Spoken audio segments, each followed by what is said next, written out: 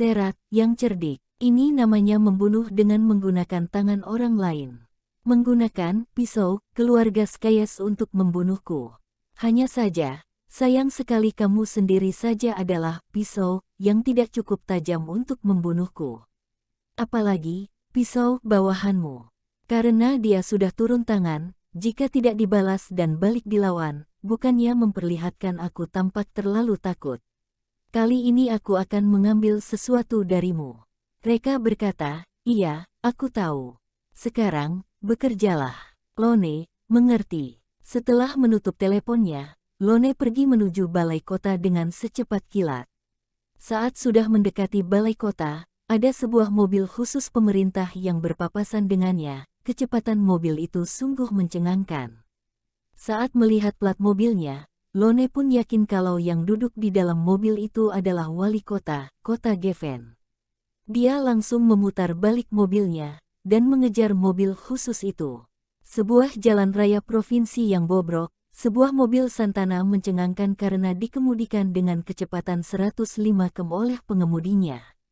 10 menit kemudian, Lone berhasil mengejar mobil khusus itu, lalu dua mobil itu melaju berdampingan dengan kecepatan yang sama. Lone pun langsung membanting setir dengan keras ke arah mobil khusus itu untuk memaksa mobil khusus itu berhenti. Seorang pria berjas dan sepatu kulit dengan perut besar turun dan keluar dari mobil, terlihat garang dan kejam. Ini bukanlah orang lain, tapi adalah Cosmo, wali kota, kota Geffen. Dia berjalan ke depan mobil Santana, lalu membuka pintu mobilnya dan menarik Lone keluar dari mobil itu. Bajingan, bagaimana kamu menyetir sih? Tidak punya mata iya. Sialan, jika hari ini bukan karena ada urusan mendesak, aku pasti akan membunuhmu.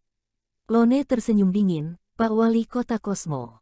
Cosmo tersenyum dingin, cih, pintar juga kamu.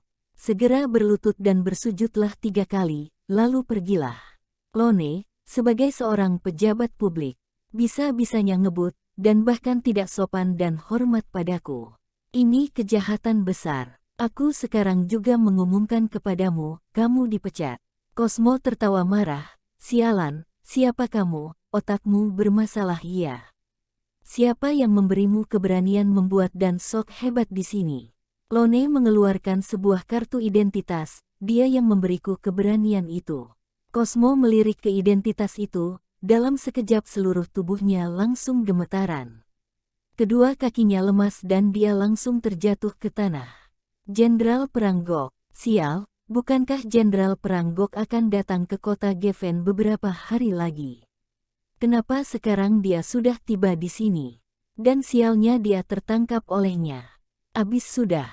Fenrir memanggil pasukannya untuk pergi ke kota Geffen. Di tengah jalan, dia khawatir Reka akan membunuh anaknya, jadi dia pun meneleponnya lagi. Hei kamu yang bermarga Valkyrie, Cosmo sudah hampir tiba. Sebelum dia tiba, aku sarankan kepadamu untuk jangan berbuat macam-macam. Kalau tidak, jika Cosmo ingin membunuhmu, maka tidak ada yang bisa kulakukan. Reka, aku khawatir jikapun dia datang, itu hanya sia-sia. Fenrir, apa maksudmu? Reka, karena aku sudah memecatnya. Sekarang dia hanyalah rakyat biasa. Fenrir tersenyum dingin, kamu ini benar-benar suka membual ya. Pada saat ini, ponsel sekretaris pribadi Fenrir di sebelahnya berdering. Sekretaris itu mengangkat teleponnya, halo. Setelah beberapa saat, wajah sekretaris itu langsung pucat, ponselnya jatuh ke tanah. Tuan Skayes, kabar buruk. Fenrir menunggunya dengan tidak senang, apa yang mengejutkanmu, apa yang kamu lakukan, katakan ada apa. Sekretaris itu berkata, baru saja mendapat kabar, Cosmo dipecat. Apa? Teriak Fenrir terkejut, ponselnya tanpa sadar juga terjatuh ke tanah. Lalu, dia memegangi dadanya dengan kedua tangannya, dan jatuh lemas di bangkunya. Cosmo benar-benar dipecat. Apa ini perbuatan orang yang bermarga Valkyrie ini? Sebenarnya seberapa kuat dan besar kekuatan dan kekuasaannya? Dewa semacam apa yang diprovokasi oleh putraku ini? Sekretaris terkejut ketakutan, Pak Sopir, cepat pergi ke rumah sakit. Penyakit jantung Tuan Skyes kambuh. Seluruh kepala sopir itu berkeringat dingin karena cemas, tapi bagaimana dengan Tuan Fenrir? Dia masih menunggu kita untuk menyelamatkannya. Sekretaris itu pun berkata, "Sudahlah, kamu bawa orang-orang untuk menyelamatkan Tuan Fenrir. Dan aku akan membawa Tuan Temo Skyes ke rumah sakit." Restoran Sunrise. Abeno dan Tokia sama-sama terkejut sekali. Mereka benar-benar memecat wall kota Geffen hanya dengan satu ucapan saja. Seberapa kuat dan besar kekuatan dan kekuasaan yang dimilikinya. Abeno, panggil mereka, bersiaplah untuk 2 hari ini. Mari kita ambil aset underground di kota Midgar. Kota Midgar juga merupakan aset Serat. Mereka memutuskan mengambil aset underground ini dari Serat untuk memaksanya keluar dan bertarung. Jika dia tidak keluar sendiri untuk bertarung, bagaimana bisa dia tidak malu untuk menghancurkannya? Abeno kembali sadar dari keterkejutannya. Kekuatan dan kekuasaan mereka di kota Geffen memang sangat kuat. Tapi dapatkan kekuatannya ini meluas sampai ke kota Midgar. Dia sangat curiga sekali kalau mereka telah mengembang pesat. Mereka memeluk Tokia. "Tokia, ayo kita pergi." Tokia mengangguk. Wajah mungilnya masih bersandar di dada mereka. Saat berjalan sampai ke pintu, Abeno tiba-tiba berkata, "Tuan Valkyrie, aku dengar Anda sedang membentuk Tomota Group yang memiliki bisnis catering di bawahnya. Aku berikan restoran Sunrise ini kepada Anda saja, dan masukkan ke grup Anda saja. Sekarang aku terlalu sibuk dengan bisnis underground. Aku tidak punya energi untuk mengelola restoran Sunrise ini." Mereka mengangguk. "Iya, aku akan mengirim seseorang untuk mengambil alih. Sekarang yang bertanggung jawab dalam bisnis catering di grup adalah Elisa, manajer umum Hotel Kingstay. Dia akan mengabari Elisa dan memintanya mengambil alih." Abeno menunjuk ke Temo lagi, "Tuan Valkyrie, bagaimana mau menangani orang ini?" Mereka berkata, "Lepaskan bajunya dan telanjangi dia, lalu buang ke jalan raya." Abeno mengerti. Dengan cara ini, mereka benar-benar telah memalingkan muka dari keluarga Skyes. Keluarga Skyes telah berdiri tegak di kota Midgar selama puluhan tahun dan tak pernah jatuh. Lalu apakah mereka dapat menjatuhkan mereka? Abeno agak khawatir. Asuna meringkuk di sudut, matanya membelalak lebar, dia tak bergerak seperti patung. "Suami Tokia, bagaimana bisa seluar biasa ini? Astina sialan, kamu menipuku." "Oh iya, di mana Astina?" Selama peristiwa ini, Astina tidak muncul sama sekali. Dia baru menyadari kalau dirinya dimanfaatkan untuk jadi tameng oleh Astina. Sekarang dia benar-benar telah menyesal. Awalnya, seharusnya dia menyukai Tokia, bukan Astina. Abeno menelanjangi Temo, lalu mencari asal-asalan sebuah jalan raya lalu membuangnya. Meski begitu, Temo masih saja tidak bangun. Kakinya, termasuk kaki ketiganya itu telah patah dengan parahnya. Sebagian besar kulit kepalanya terpotong oleh kipas angin, itu pasti sangat sakit sekali.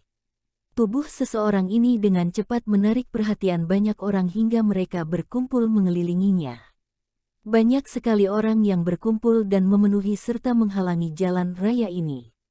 Sebuah armada mobil terjebak di sini. Armada mobil ini kebetulan adalah armada mobil dari Fenrir. Namun, Fenrir menderita serangan jantung dan sekarang diantarkan ke rumah sakit. Sekarang yang memimpin armada mobil ini adalah sopirnya yang dipanggil Dormammu. Dormammu membunyikan klaksonnya dengan gilanya. Tapi kerumunan orang itu tidak juga minggir. Ini membuatnya sangat cemas waktu sekarang seperti nyawa baginya. Jika dia menunda 1 menit saja, itu akan lebih membahayakan untuk Temo. Pada akhirnya karena sangat cemas, dia pun langsung menginjak gigi kopling dan melaju perlahan ke arah kerumunan. Kerumunan dipaksa keluar dari jalanan itu memberikan satu jalan untuknya, ini membuat satu persatu orang-orang itu memaki dan memarahinya. Setelah melewati kerumunan, ada tubuh seseorang di depannya yang menghalangi jalan. Tubuh seseorang itu menghadap ke tanah dan punggungnya menghadap ke langit, jadi Dormammu tidak mengenali kalau itu adalah Temo. Dormammu terlihat sangat cemas sehingga keningnya berkeringat, sial, benar-benar bikin kesal saja. Sudahlah, langsung lindas saja. Dormammu hanya menganggap kalau orang itu sudah meninggal.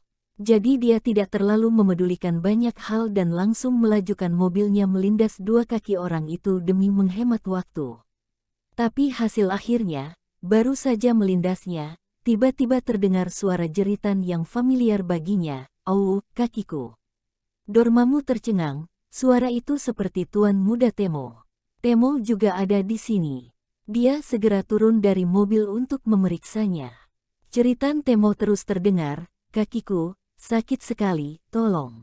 Dia mengikuti arah suara itu berasal, lalu jantungnya langsung tercekat sejenak.